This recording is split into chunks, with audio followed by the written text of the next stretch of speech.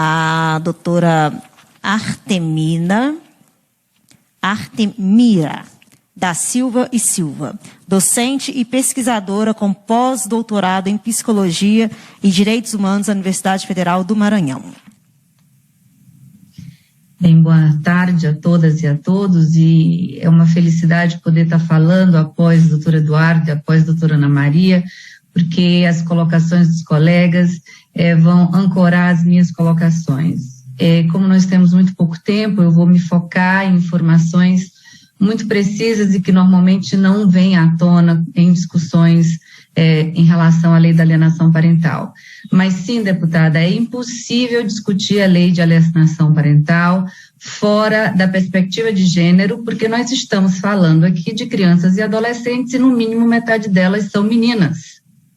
Logo, albergáveis pela Lei Maria da Penha, fora albergáveis por todas as tratativas internacionais de proteção à mulher. E são elas as mais abusadas dentro do ambiente doméstico. E as pesquisas demonstram com absoluta clareza que é o ambiente doméstico o ambiente mais perigoso para uma criança. Mas enquanto pesquisadora, e minha linha de pesquisa é garantias de direitos fundamentais de grupos vulneráveis para o mestrado de Direito em Instituições do Sistema de Justiça, nós analisamos, ao longo de 10 anos, 18 mil processos que versam sobre violação de direitos humanos de crianças e adolescentes e que versam sobre direitos humanos de mulheres. E nós precisamos entender que nós estamos num momento pandêmico e num momento no qual o país se volta para a ciência.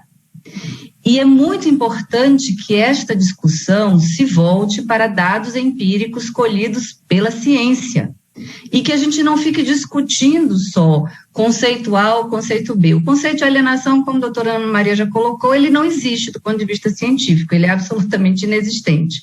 Mas o que importa aqui é o raciocínio tortuoso, e aí ele não é à toa, as nossas academias brasileiras, na formação dos operadores do direito e na formação dos profissionais de saúde, não possuem disciplinas obrigatórias que vão versar sobre a violência intrafamiliar.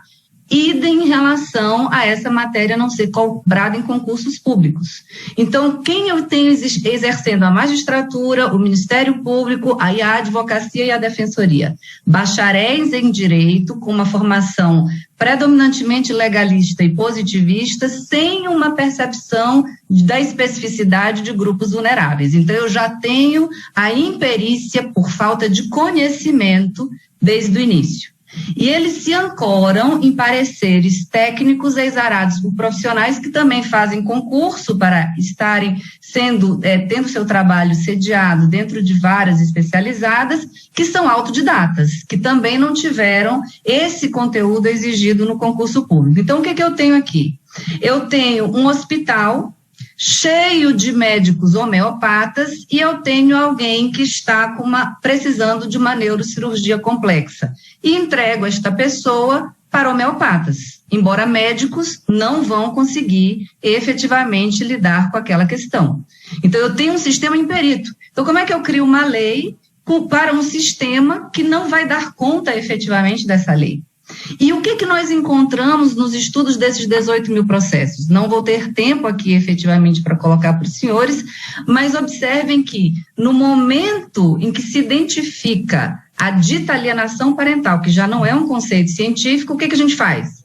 A gente trata a criança como um objeto de direito e não como um sujeito de direito, que é o que efetivamente preconiza o Estatuto da Criança e do Adolescente. A gente pune um dos pais, o tal pai alienador, e normalmente é a mãe, retirando a criança dela, sem avaliar, sem contemplar a relação que ela mantém com essa criança.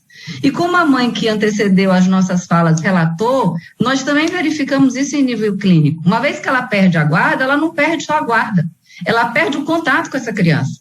Porque frequentemente a criança não pode mais dormir com a mãe e a criança vai sendo afastada gradativamente a ponto de, em 2, 3 anos, ela não ter mais a figura materna.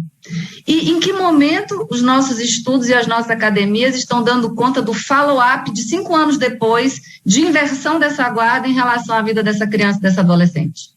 Nós temos pouquíssimos estudos e todos os que nós temos apontam para um absoluto desastre do ponto de vista da evolução psicológica e social dessa criança e desse adolescente. E, além disso, não só dessa mãe, mas também deste pai, que a gente está permitindo que ele exerça a violência psicológica e moral contra o seu filho ou sua filha e sua ex-mulher, e efetivamente pare a vida dele e viva gravitando em torno do controle da posse desta ex-mulher, que muito frequentemente acontece pela rejeição desta mulher.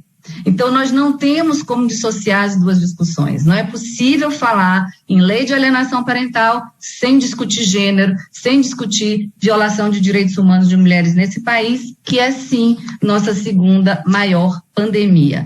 Lembrando que, em identificando a dita, entre mil aspas, alienação parental, nós poderíamos recorrer ao artigo 129 do ECA, determinação de psicoterapia compulsória, para ambos os pais ou para o pai dito alienador.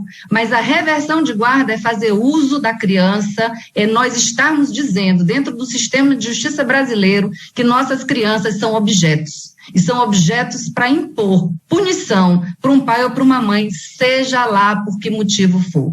Nós não estamos respeitando a categoria de vulneráveis que a nossa Constituição identifica como prioridade absoluta. É a única categoria identificada dessa forma constitucionalmente.